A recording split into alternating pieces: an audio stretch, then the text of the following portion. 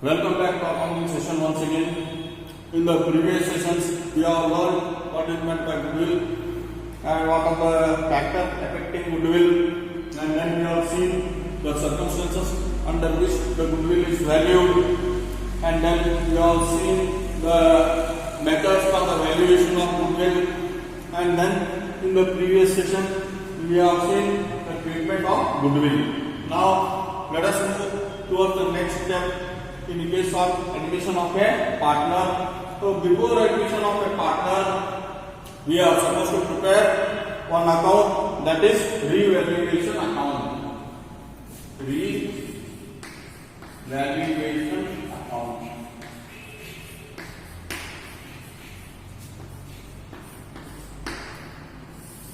What is this revaluation account?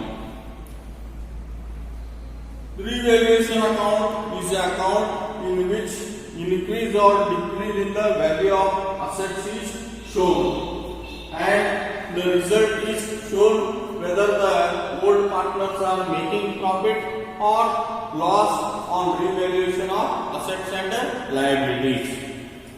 So revaluation account is prepared before the admission of a new partner, so that the profit or loss is not transferred to the new partner, because this has occurred before the admission of new partner. So let us see few examples and try to understand what are the things that are supposed to be shown in the revaluation account.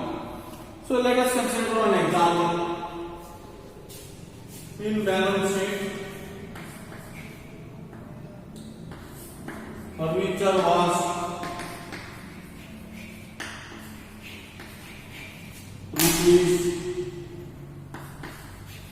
30,000. Now on 1/4/2015, you are going to admit this is 31/3/2015. On 1/4/2015, you are supposed to admit Z. So revalue furniture is rupees 24,000, means there is a decrease in the value of asset, minus 6,000.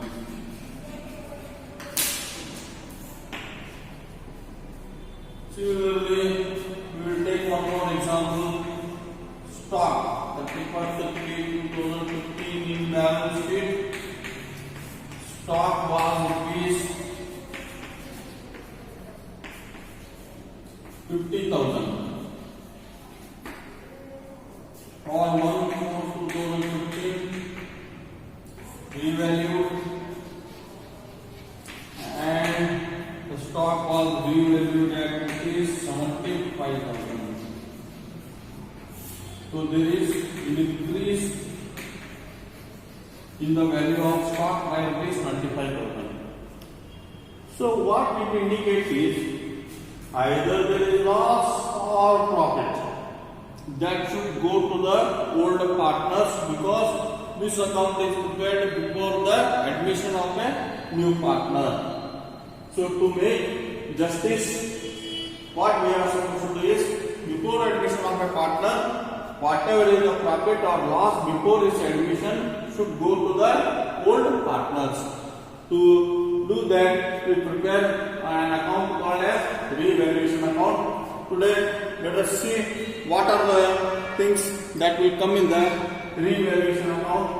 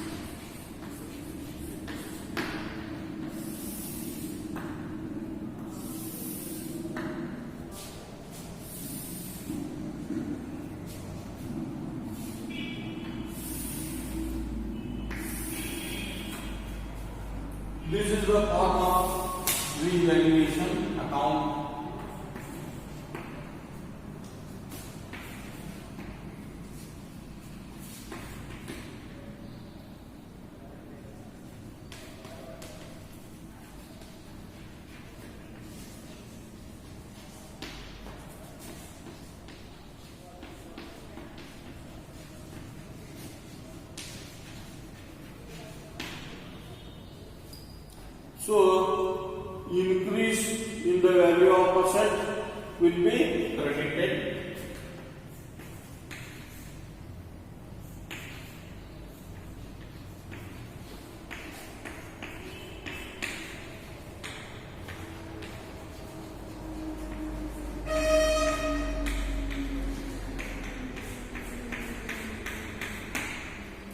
Decrease, opposite, decrease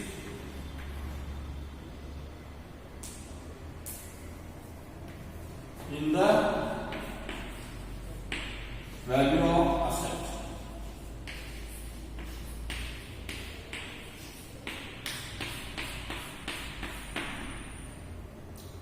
Again here liability, by decrease in the value of liability,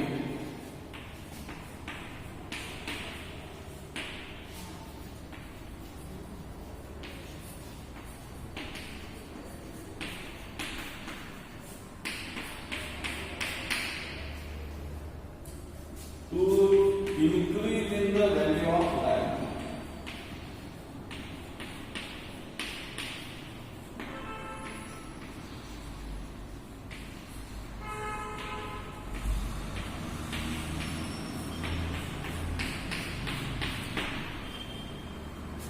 By unrecorded asset,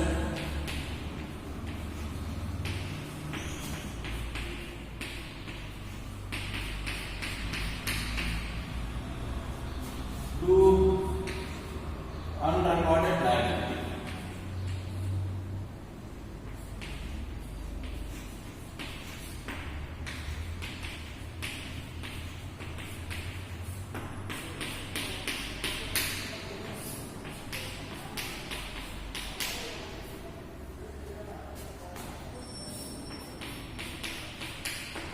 So the difference will be either profit or loss. If the credit side is more, debit side is less, it will be profit. If debit side is more, credit side is less, it will be a loss. Now let us see in details what do you mean by increase in the value of asset, decrease in the value of asset, increase in the value of liability, decrease in the value of liability, unrecorded asset and unrecorded liability.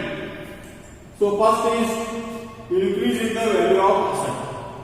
So as we have discussed in the previous example, if the value of machinery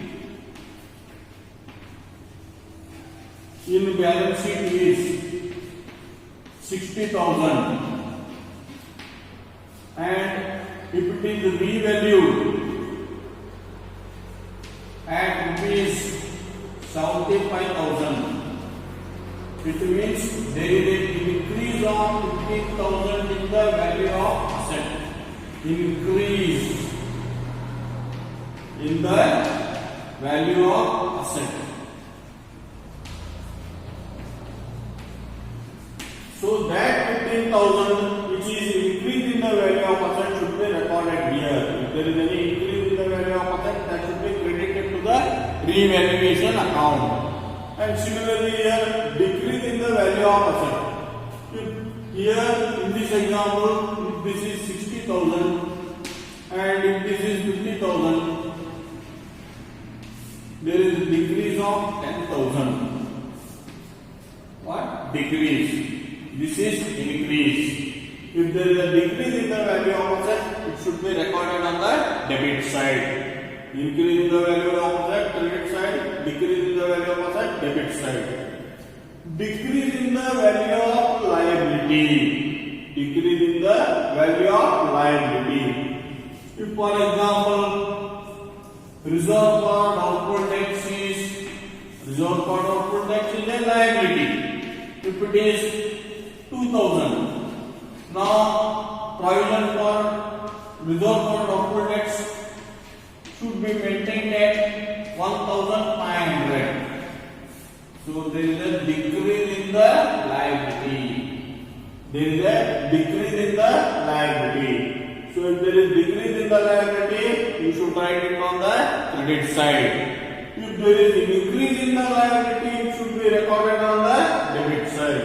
For example, if RDT is 2,000 and now in the problem if they have asked to create you a private and 2,500 for doubtful debts. So 500 is increase in the value of liability, and that 500 should be debited in the revaluation account. Similarly, unrecorded asset. If there is any asset which has not been bought in the books of account or recorded in the books of account, to record asset, unrecorded asset, you will write it on the credit side of revaluation account. In case there is unrecorded liability, for example, you have purchased goods of rupees 10,000 from Ram, but you have not written the name of Ram in the books of creditors. So it is unrecorded liability, and if you want to record that, you are supposed to show that in the revaluation account on debit side. So after doing all these things, if total the credit side and total the debit side, see which side is greater. If credit side is greater, then subtract the total of debit from that, and whatever is the difference, that will be the profit on revaluation. If debit side is more and credit side is less, it is what? Loss on revaluation. So this profit or loss should be distributed among the old partners as per the old profit sharing ratio. So let us solve some problems based on this in my next session. Till then, thank you.